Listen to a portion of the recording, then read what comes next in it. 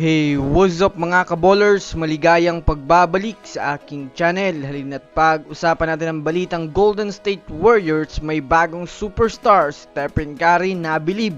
At ang balitang DeJounte Murray to Lakers matutuloy na. Tara na't pag-usapan natin yan dito sa Basketball Hotshots.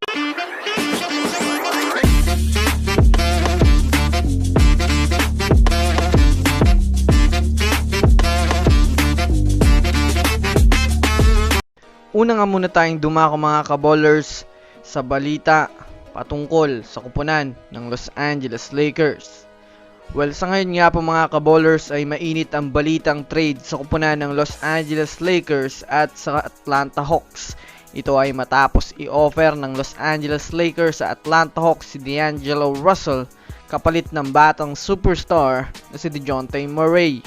Alam naman nga po natin ng mga nakaraan pa na malaki talaga ang interest na pinapakita ng Lakers kay DeJounte Murray sa kagustuhan ng front office ng Lakers na magkaroon sila ng superstar point guard na magdadala ng malakas na impact sa Lakers.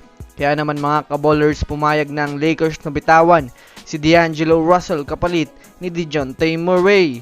Sa kasalukuyan balita nga po mga kaballers ay fina-finalize na ng Lakers ang kanilang offer sa Atlanta Hawks, kaya paunti-unti na rin nga pong tumataas ang porsyento mga kaballers na matuloy na ang pagpunta ni DeJounte Murray sa Lakers, lalo pat gusto rin naman nga ng Atlanta Hawks na mag-rebuild na ng panibagong lineup bago matapos ang trade season.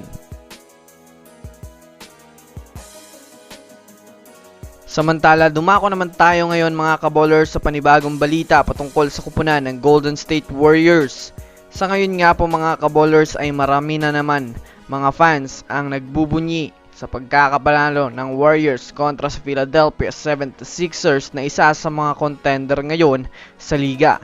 Tagumpay nga si Stephen Curry mga kaballers sa pagbitaw niya ng halos 8 3 points sa laro, kahit nga si Joel Embiid mga kaballers ay walang nagawa at na-injury pa ito.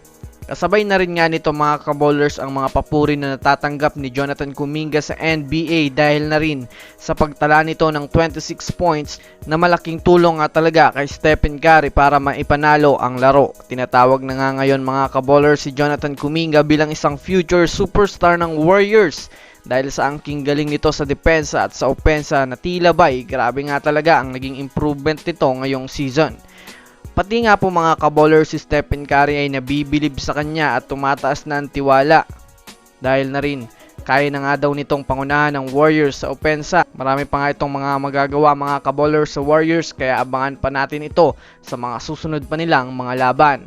So yun lamang mga kaballers, yan lang naman na pag-uusapan natin ngayon. Pindutin ang subscribe and hit nyo na rin ang notification bell para sa mga susunod na updates sa mundo ng basketball. Again, this is Basketball Hotshots. Thanks for watching.